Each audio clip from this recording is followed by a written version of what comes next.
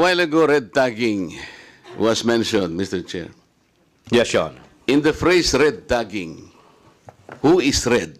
What is red? Red pertains to the communist, Your Honor. Can you be more specific? The CPP, NPA, NDF, Your Honor. Okay.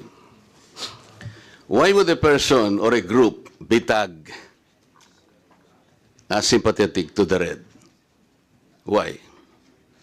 Well, I think that should be answered by the appropriate agency of the government, Your Honor. Yes, but you committed to study further. Yes, Your Honor. And so probably today, you might have an inkling as to why a person could be tagged as red as well. Actually, Your Honor, there If are you're very... sympathetic with the Reds, you can always be tagged as one of them, correct?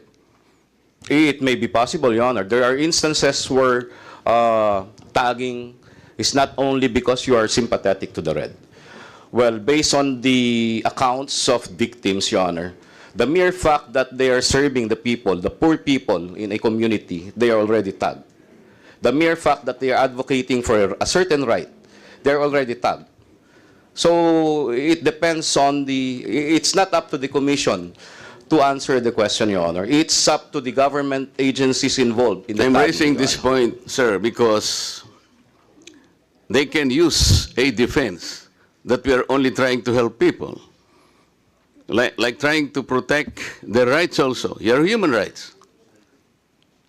This representation, for several days already, is fighting for the rights of ABS-CBN workers who have been denied of their rights to compensation, as already ruled by the Supreme Court by way of execution. Until today, they're struggling to get the rightful compensation already awarded by the Supreme Court.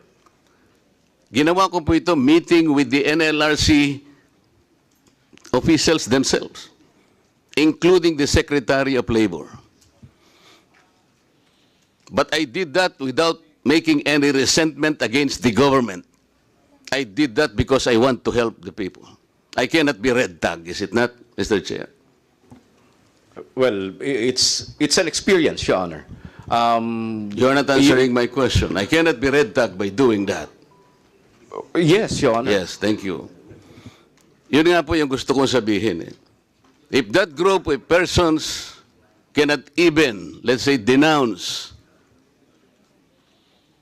the doings of the NPA, they can be red tagged.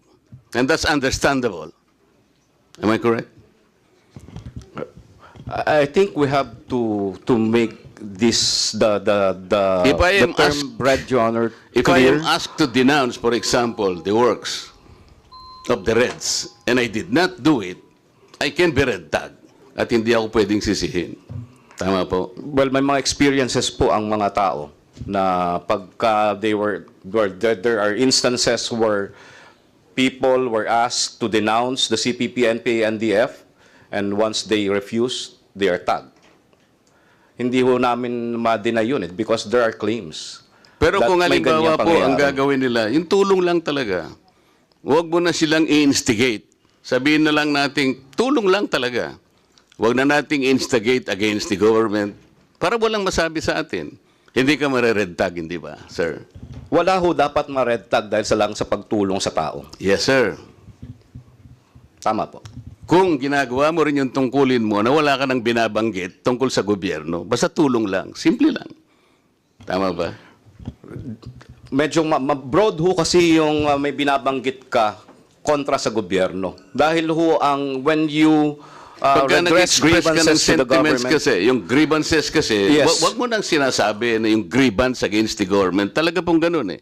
Kailangan nating pagtulong-tulungan ito. Ang government is doing what it can to protect our people. Ganun na lang. agree po ako doon. Kaya lang isa ho sa fundamental rights guaranteed by the Constitution is to redress government for grievances, Your Honor. Yes, sir. And But without- by addressing the government, But your without grievances, Your instilling Honor, in the people, no, yung sentimiento against the government, yun ang problema lang. That's the point. That's the dividing line. Para lang hindi tayo ma-red tag so that we can keep ourselves from this side, alam natin yung isang side. There should be a dividing line. May I be allowed, Your Honor? Kasi ang issue po sa red tagging is that hindi ho yung grievance eh. Hindi yung grievance because that's a fundamental right. No, but if you are doing The that, fact that- you might not be an objective person to at least go into your commitment later on na makakraft tayo ng batas on red tagging because you are already opinionated. I'm only asking you that we should have a dividing line. Yes, Your Honor, but we have to be clear. What is red? We are very clear about red, it. red Excuse me, is excuse me. communism, Your Honor. And the mere fact that you are espousing the ideology of communism does not mean you are violating any law. The problem lies in the fact that CPP and NPA NDF was designated as a terrorist under the anti-terror law. And Madam when Chair, you are- last na lang, to cut it short. The NTF-LCAC must do also some preventive measures. Yes, Your Honor, I agree. In fact, Okay. in Excuse our me. meeting with them, with the Please allow me NTF-LCAC, to first address the chairperson.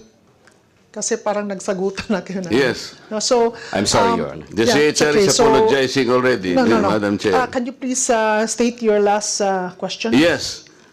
I'm trying to stress a point that if we know to observe the dividing line, Madam Chair, you cannot be red tagged. That is the point. Yes, go ahead, Chairman. I agree, Your Honor. Okay. Thank you very much, Madam Chair.